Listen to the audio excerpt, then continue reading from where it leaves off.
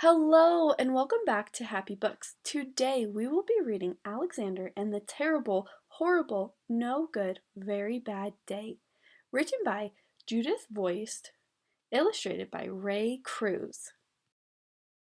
I went to sleep with gum in my mouth, and now there's gum in my hair. And when I got out of bed this morning, I tripped on the skateboard, and by mistake I dropped my sweater in the sink while the water was running, and I could tell it was going to be a terrible, horrible, no good, very bad day. At breakfast, Anthony found a Corvette Stingray car kit in his breakfast cereal box, and Nick found a junior undercover agent code ring in his breakfast cereal box. But in my breakfast cereal box, all I found was breakfast cereal. I think I'll move to Australia. In the carpool, Mrs. Gibson let Becky have a seat by the window. Audrey and Elliot got seats by the window too. I said I was being scrunched. I said I was being smushed. I said if I don't get a seat by the window, I am going to be carsick. No one even answered.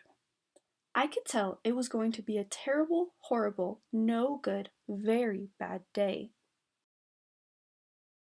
At school, Mrs. Dickens liked Paul's picture of the sailboat better than my picture of the invisible castle. At singing time, she said I sang too loud. At counting time, she said I left out 16. Who needs 16? I could tell it was going to be a terrible, horrible, no good, very bad day. I could tell because Paul said I wasn't his best friend anymore. He said that Philip Parker was his best friend, and that Albert Moyo was his next best friend, and that I was only his third best friend.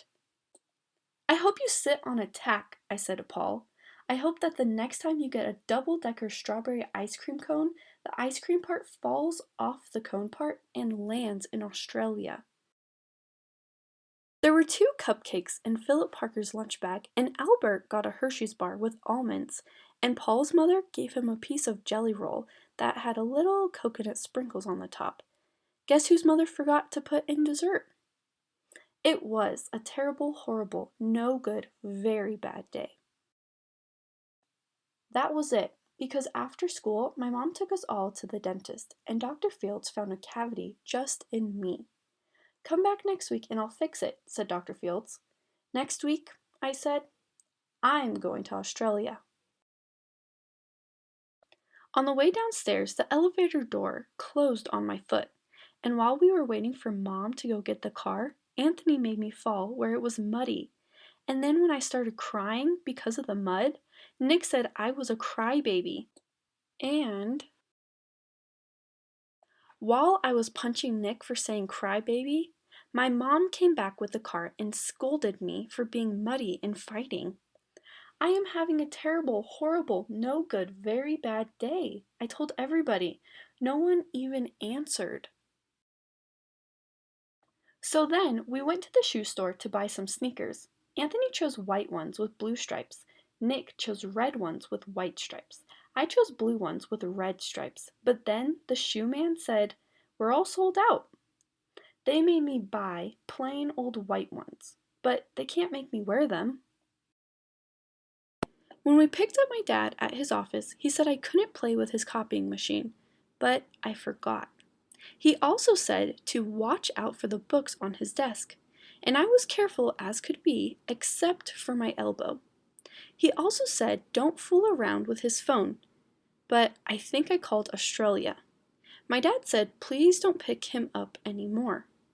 It was a terrible, horrible, no good, very bad day. There were lima beans for dinner, and I hate limas. There was kissing on TV, and I hate kissing. My bath was too hot. I got soap in my eyes. My marble went down the drain. And I had to wear my railroad train pajamas. I hate my railroad train pajamas. When I went to bed, Nick took back the pillow he said I could keep, and the Mickey Mouse nightlight burned out, and I bit my tongue. The cat wants to sleep with Anthony, not me. It has been a terrible, horrible, no good, very bad day. My mom says some days are like that. Even in Australia. Thank you so much for reading Alexander and the Terrible, Horrible, No Good, Very Bad Day with me today. Be sure to like and subscribe, and we'll see you next time.